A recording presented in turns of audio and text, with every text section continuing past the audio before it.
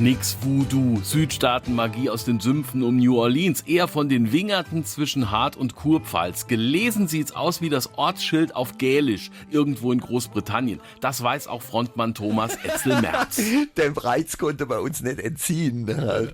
Das Sein auf einem Weihfest, ne? Also dort als Gast zu sein, weil du dort der sein kannst, der du wirklich bist. Alltagstexte, Beobachtungen, kleine Nahaufnahmen aus dem Leben. Etzel mag keine Klischees, keine Banalitäten, nur damit sich's reimt. Wenn du das schaffst, dass du deinen Lebensalltag mit der Sprache, die in deinem Land gesprochen wird, so beschreibst, dass die Leute sagen, ah jo, so ist es, dann kannst du eigentlich näher bei den Menschen nicht sein. Vom Kirchturm mit dem Glockenschlag, schon angezählt, der neue Tag, wann ich vom Konzert rauskomm.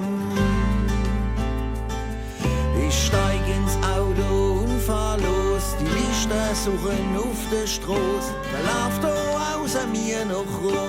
Die Katze, die nach der Nacht rein ins Warme will, der Bäcker, dessen Weg schon duften, der aber noch zu hat, wenn nach dem Konzert die Ohren fiepen und es still wird um den Sänger in seiner blauen Stunde. Corona hat das Live-Leben der Jungs über ein Jahr rüde ausgebremst. Sagen wir, Mundart in ihrer Sprache ist ja auch Nähe zu den Menschen und das hast du schon vermisst. Die gebotene Spielpause haben die anonyme Gitarriste, die Selbsthilfegruppe für Saiteninstrumente seinerzeit im Frankenthaler Haus der Jugend, genutzt. Seit 25 Jahren als Band aktiv, nun einmal zuerst im Studio. Normalerweise sind wir als Liveband das ganze Jahr auf der Bühne unterwegs und wenn wir was Neues schreiben, dann wird es mal eingespielt zwischen Soundcheck und Auftritt und wird dann über die Bühne geschleift, man sein muss mehrere Jahre und dann irgendwann das Resultat im Studio aufzunehmen. Sie klingen professionell mit ihrer 21er EP, die es überall zum Download und Streamen gibt, aber nicht als greifbare CD. Bei den SWR-Kollegen in der Allzeit-Hitparade belegen die Pfälzer neben Queen, den Beatles und den Eagles jedes Jahr vordere Plätze.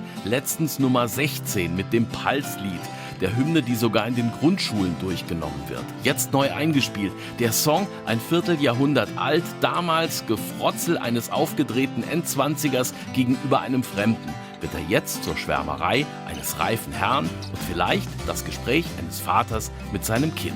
Zeitlos rührend. Aber honest, wo ist honest? Und halt nicht wie in der